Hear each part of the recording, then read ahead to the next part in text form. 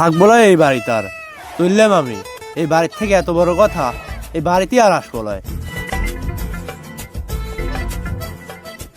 কিরে কাশেম না কই চললি? আর বলিস না রে বন্ধু, বাড়িতে আর শান্তি নাই। কিরে তোর আবার কি হইলো? বলছি বিড়িটা আগে দে। লে ধর, এবার কি হয়েছে বল।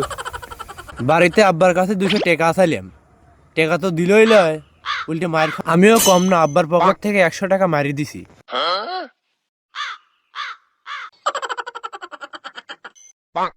বন্ধু করছো কি? তাহলে চলো যাইলে আসি।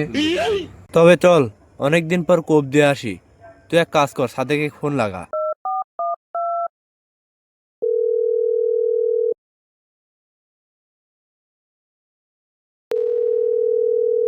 না রে বন্ধু, ও তো ফোন ধরে না, তাহলে চল ওর বাড়ির দিকে যাই। তে বন্ধু চল।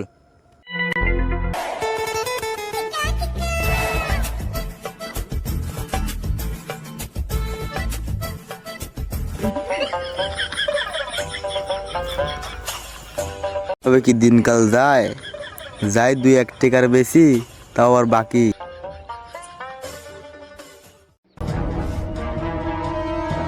কিরে বন্ধু, এটা সাদেক না? ওর মতোই তো লাগতেছে। কিরে বন্ধু, সাদেক না? কিরে বন্ধু, এ বন্ধু তোকেই তো খুঁজতেছিলাম। কিরে কাশেম, তোর আবার কি হলো? বন্ধু সাদেক, তোকে একটা কথা বলবো। আশেপাশে তো কেউ নাই, তাইলে বন্ধু 1 টাকার ওইটা দে। ওইটা কি আবার? তুই বুঝতেছো না? তুই কি কবু আমি চললাম। কিরে তুই কিছু বল। ও বুঝছি, তুমি যে কিরকম পারো ওইটা আমার জানা আছে। তো সাদেক দা, তুমি একটা কাজ করো, 100 টাকার একটা ফাইল দাও। কিরে তুই আবার মাল খা ধরলি কবে থেকে? আরে সাদেক দা, তুমি যা ভাবতেছো তা না। তা তোর গোষ্ঠীর কবিরাজ টবিরাজ আছে নাকি?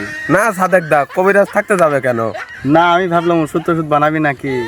তা বাবু টাকা মাকা আনিস নাকি? টাকা তো আনিয়েছি, দেও। কি লিয়াইছু? ছয় ছাড়া বেশি নেই, 100 টাকার তো মাল খুঁজছি, মাল তো আমি বেশি নেই। দাঁড়া দেই খাবার লাগে অল্প একটু বাইরে দিয়ে দেওয়া লাগছিল। কই দাও, কি দিছে? এটা তো গোলা খাতে লাগবে নে। তো চল বন্ধু, চল যাই খাই গিয়ে।